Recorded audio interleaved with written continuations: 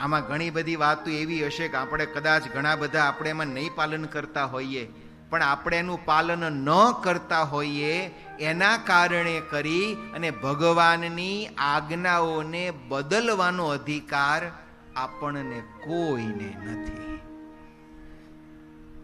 આપણે નથી પાળતા તો આપણે સ્વીકારવું પડે કે હા ભાઈ, ભગવાને કહ્યું એ પરિપૂર્ણ અમે અહિંસા રૂપી નિયમનું પાલન કરી શકતા નથી, પણ પછી આપણે કોઈ નથી પાળતા એટલે પછી હવે 2025માં એવું તો થોડું થોડું ચાલે, ચાલે કે એવી છટકબારી ભગવાનની આજ્ઞાને અવગણવાનો અધિકાર કે સત્તા આપણને કોઈને નથી.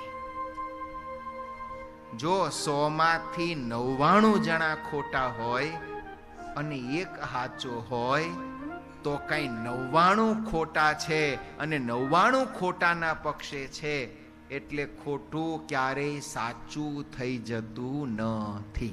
આ વાતને આપણે બધાએ સમજવી. કઈ જાજા માણા ખોટાના પક્ષે જતા રહે એટલે ખોટું કઈ સાચું ન થઈ જાય. અરે સત્યના પક્ષે કોઈ ન હોય. 100 જણા ભેગા થઈને સહી કરે કે સૂર્ય પશ્ચિમમાં ઉગે છે, તો શું સૂર્ય પૂર્વમાં ઉગે છે આ વાત ખોટી થાય? ન થાય. 100 જણા ભેગા થઈને ઠરાવ કરે કે દરિયાનું પાણી ખારું હોતું નથી, અમે ઠરાવ કરીએ છીએ, તો શું દરિયાનું પાણી ખારું મટી જાય? ના. તો જાજા માણસો ખોટાના પક્ષે જતા રહેવાથી ખોટું સાચું થઈ જાય નહીં. અને એમાં પણ વિશેષે કરી અને શિક્ષાપત્રી જેવા ગ્રંથમાં ભગવાન સ્વામિનારાયણે જે શબ્દ લખ્યા હોય, જે આજ્ઞા કરી હોય, કારણ કે આપણે એને પાળી શકતા નથી એટલે આજ્ઞાઓને અવગણવાનો, એ આજ્ઞાઓને બદલવાનો.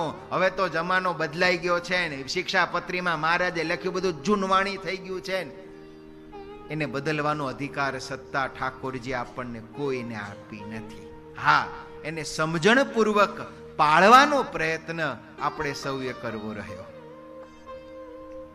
તો આપણે એવા નાના નાના જીવજંતુની જો હિંસા કરીએ છીએ તો પણ આપણે અહિંસા રૂપી નિયમને તોડ્યો છે. વળી હિંસાના પણ 2 પ્રકાર છે. એક પ્રત્યક્ષ હિંસા અને બીજી પરોક્ષ હિંસા. પરોક્ષ હિંસા એટલે શું?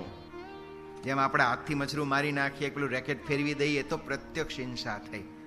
પરોક્ષ હિંસા એટલે શું?